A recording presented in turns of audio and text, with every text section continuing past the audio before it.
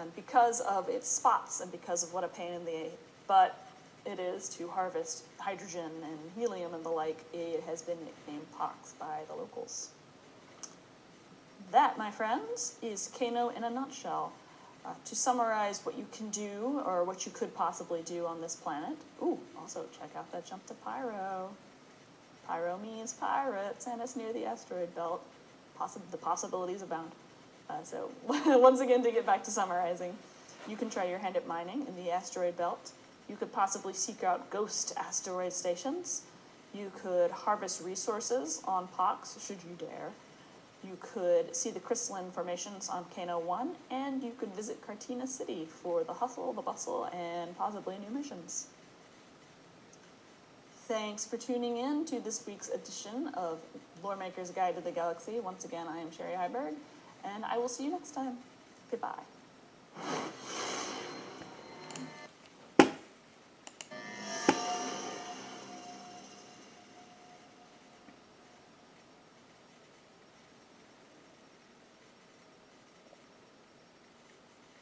Thanks for watching. For the latest and greatest in Star Citizen and Squadron 42, you can subscribe to our channel. That's or Chris check out Roberts. some of the other shows. And you can also head to our website at www.robertspaceindustries.com. Thank you very much for watching.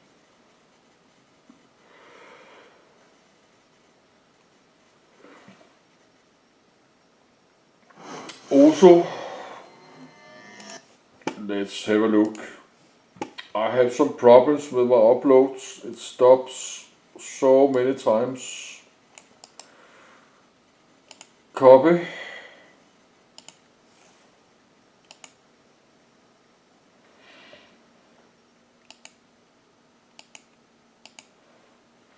Yes, try to click it. Yes.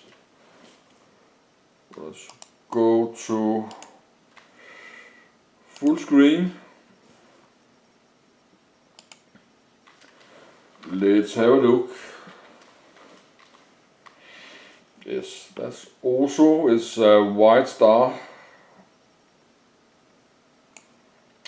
We have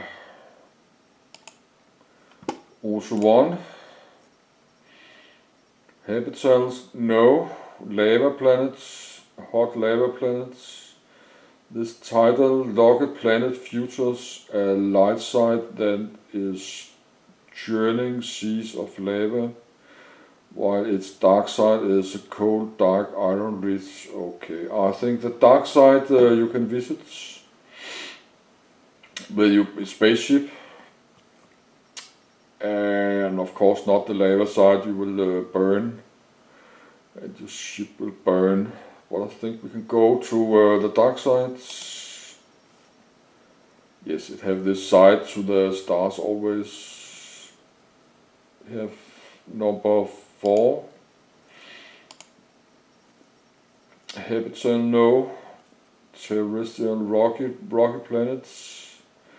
A planet lacked both a core and an atmosphere, while internal scans showed its surface was rich in minerals. Recent scans show those reserves much depleting cores, because that miners have formed. Yes, that's a good mining planet, maybe.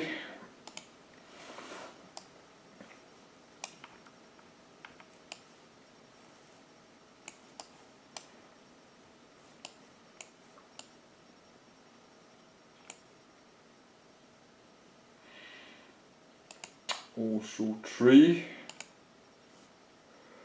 No, it's a gas giants. Rough Jupiter.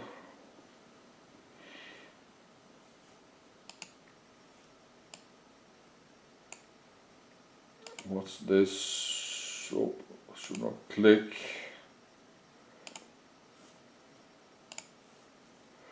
Yes, that's also number 2. Yes, terrestrial rocky planets. The planet has a lost biosphere and a breathable atmosphere that would make it ideal for human habitation. If it weren't for the discovery of the Ozonians, this multi-limbed primitive creature is one of many unnatural species found to alleviate the fair distance. Okay, that's a world you can, without armor, you can hand helmets.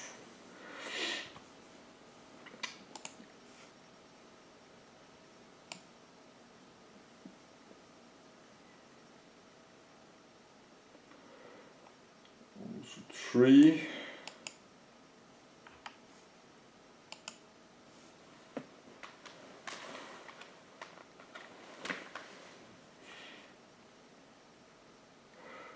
I think I need to look my upload again. It had stopped so many times.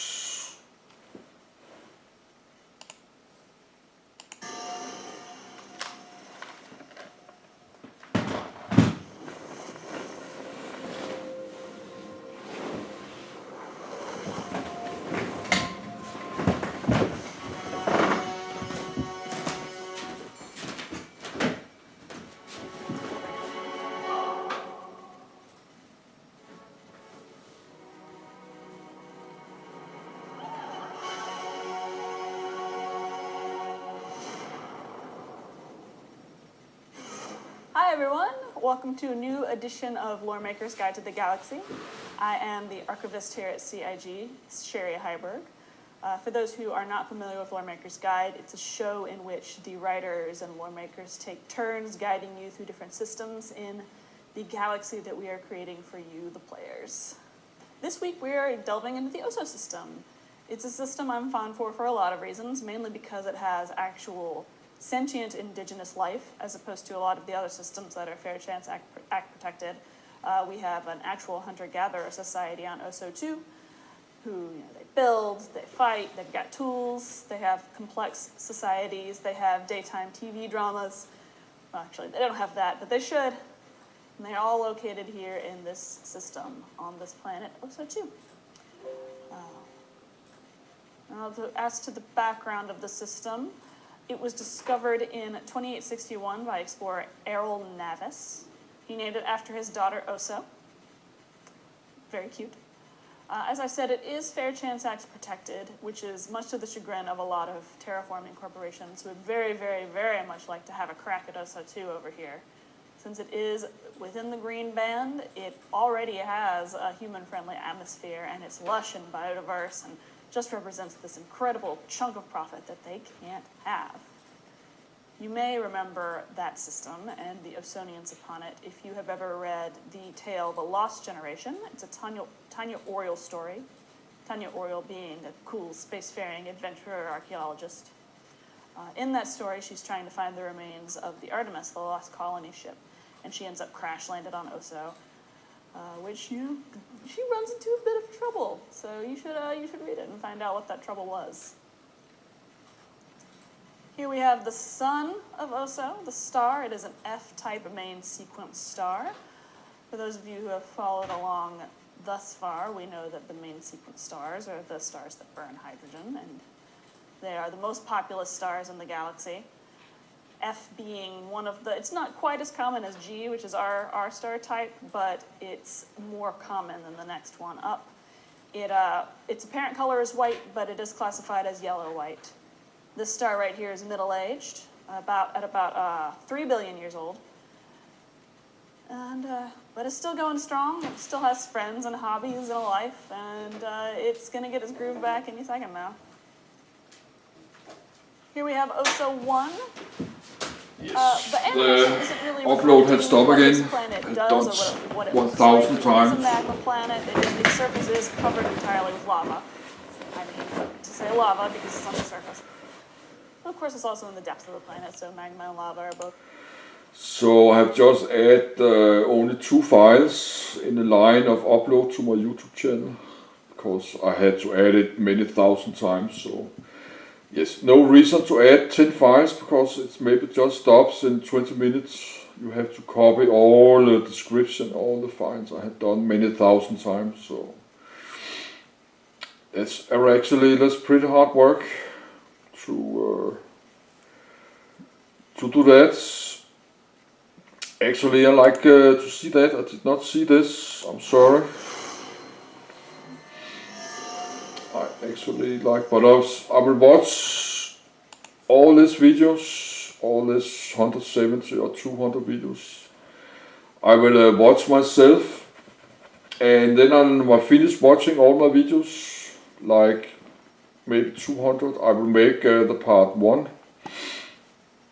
I'm not making my part 1, I lost the part 1 video, but I did talk Dennis in my part 1.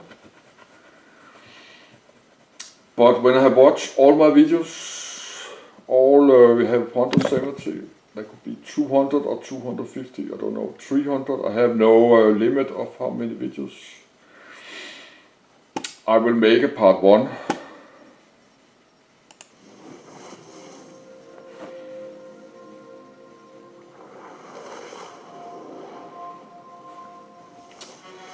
Yes, I have no limits of how many videos. I just record for fun. I like this game and I like to share. I'm just study the game. Maybe someone like to start the game. They could watch this to get an idea what to do, how to start the game, and how to play. Yes, I cannot play this game because my gamer laptop is not strong enough to really. I have got too low frame rates, and I am a lot of debt. I need to pay my debt. I borrowed some money 2-3 years ago. I pay like $1,000 every month. I have to pay that, so I don't have much left because I have a low income. This is why I cannot just buy another gamer laptop on credit, because I need what money I have left after my bills. I need for my living expenses, I need for food. Yes, I don't smoke cigarettes. I have stopped smoking cigarettes 2 years ago, and I have stopped drink alcohol and not drink coffee. I drink a lot of cola and I drink a lot of milk. Actually, I like to watch this.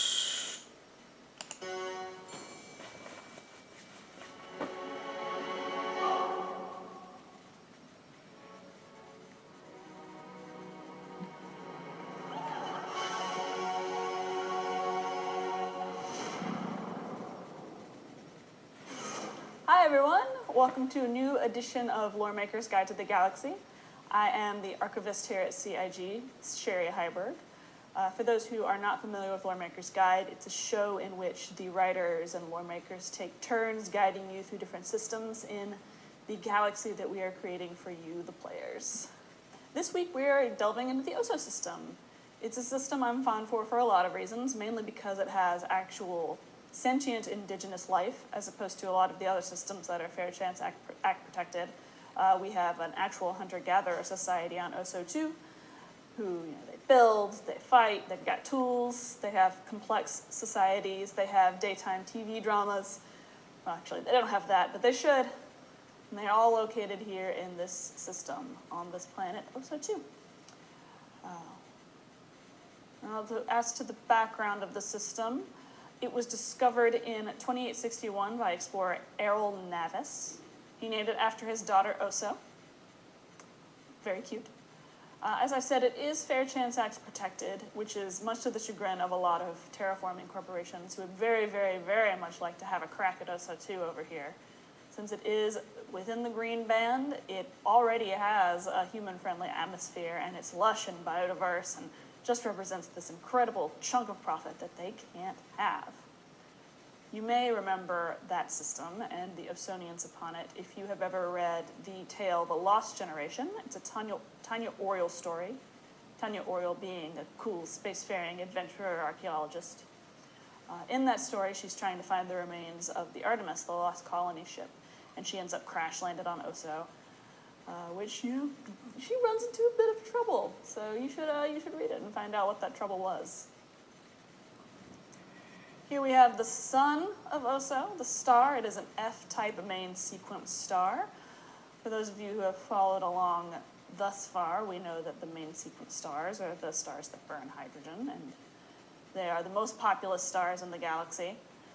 F being one of the, it's not quite as common as G, which is our star type, but it's more common than the next one up. Its apparent color is white, but it is classified as yellow-white. This star right here is middle-aged, at about 3 billion years old. And, but it's still going strong. It still has friends and hobbies and a life, and it's going to get its groove back any second now. Here we have OSO 1. The animation isn't really reflecting what this planet does or what it looks like. It is a magma planet. Its surface is covered entirely with lava. I mean, to say lava because it's on the surface. Of course, it's also in the depths of the planet, so magma and lava are both correct. But I digress. This planet is tidally locked to the star, so it wouldn't be rotating as you see here. One side of it would always be fixed to the star, and the other would be always fixed in the opposite direction. On one side, it's totally magma, and on the other side, it's solid, and you can land starships on it. From space, it's a pretty spectacular sight, or just imagine that it is. And one day we'll have the visuals to reflect that, as you see one side that's totally fiery, and then as the twilight sets in along the solar terminus, it kind of gradually fades into darkness on the other side. It's kind of a volcanologist's dream. You can go there, safely land your vessel, and then you can go all the way over to the side that has magma all the time. You can do investigations on the solar terminator. It's just pretty much, researchers love it. Researchers just love it, but it's kind of hard to get permits because of this planet. Whoa, not that planet, that's OSO 2. I mean to say, that's OSO 3. This planet, OSO 2. Okay, this is the home of the Osonians. Oh, that looks very nice. It is an inhabited planet with butts. Yes, let's start just to make. Let's just start to make the universe with star systems like this. Just some basic 3D models, just a round one with textures. Just to have the structure in the universe. And to make the distance and test the spaceship for long-range travel. They should do that. They don't need to make a finished star system. They can just start to make just some objects, just with textures and some names, and get them to rotate the right speed. They have to rotate around the sun. So they have to calculate all this, how fast they should rotate and spinning. Green on it, lots of oceans. Yes, but I cannot explain it. Yes, I can explain it.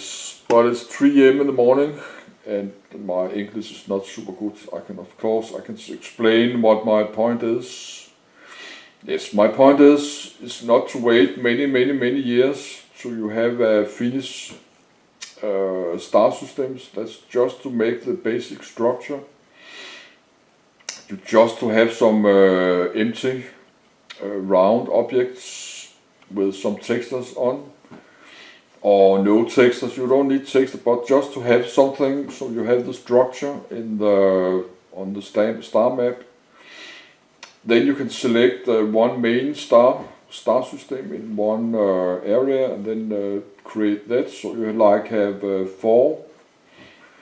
Yes, so you have 4 stars, so star system like Stanton and something else, and then you can expand from there. So you have a structure in your star map. There is way too much work just to spend years and years work just to make one star system like Stanton. Then try to make another star systems like this and spending years to make it perfect and finish. Yes, that's too long time, because if you have 50 star systems, you cannot spend 2 years on every star system to make it perfect. That will take 100 years. So you have to do it something different. You have to do it.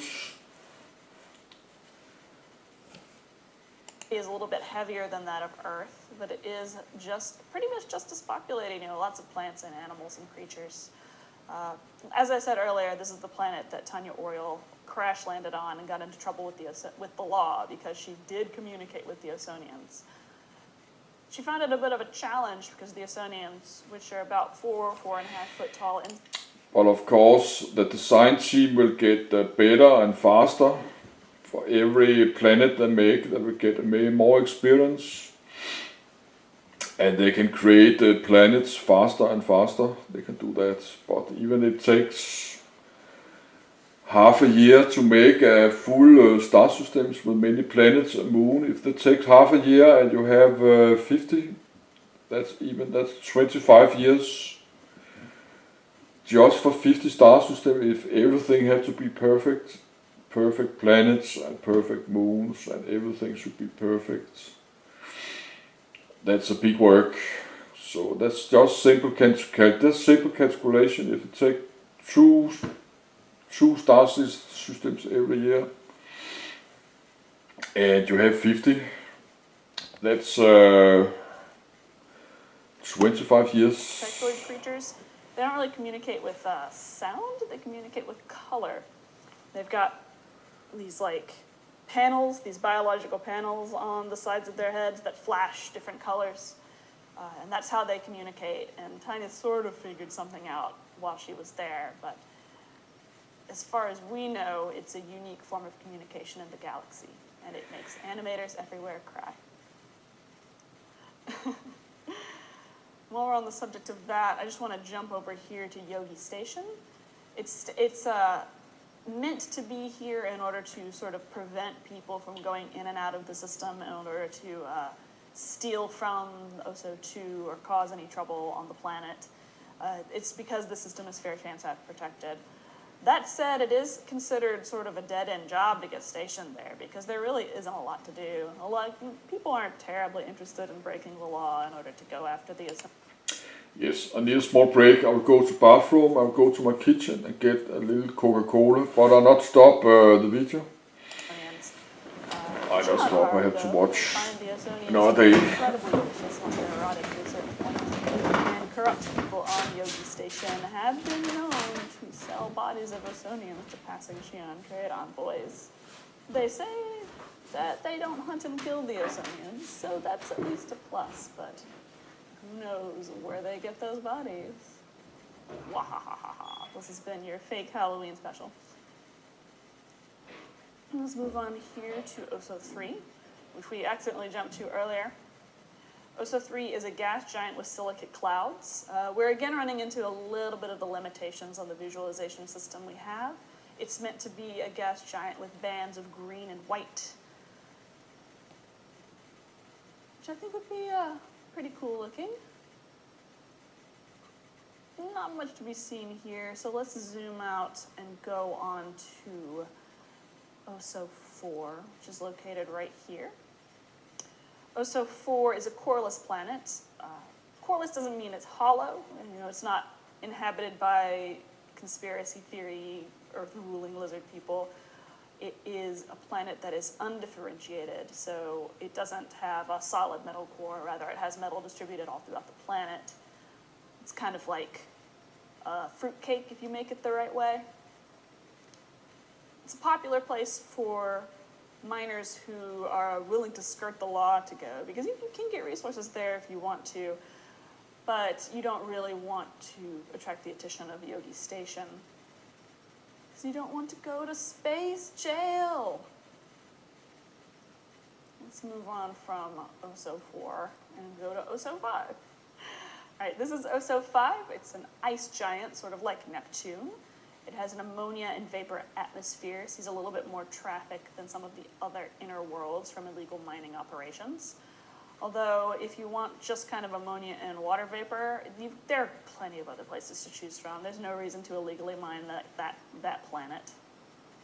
And let's zoom out one more time and go to OSO6, which is a dwarf planet, rather like Pluto. It is a planet that was probably like a dwarf planet, celestial body, whatever you want to say, that was probably a bit of passing rock that was captured by the system billions and billions of years ago. It sees more traffic, more legal traffic than anywhere else in the system because it's on the outskirts, and Yogi Station people are much, much more concerned with either protecting the species on OSO2 or profiting from the species on OSO2 given, on any given day, depending on who you're talking to, and how corrupt the station is at any given time. So you can kind of get away with murder there. I mean, not murder. You shouldn't kill people. That's against space law. But you can get away with some like nickel and iron and stuff with not much more than a slap on the wrist. Let me just zoom out so you can see the whole system. You can see the jump points to Pyro. There's one to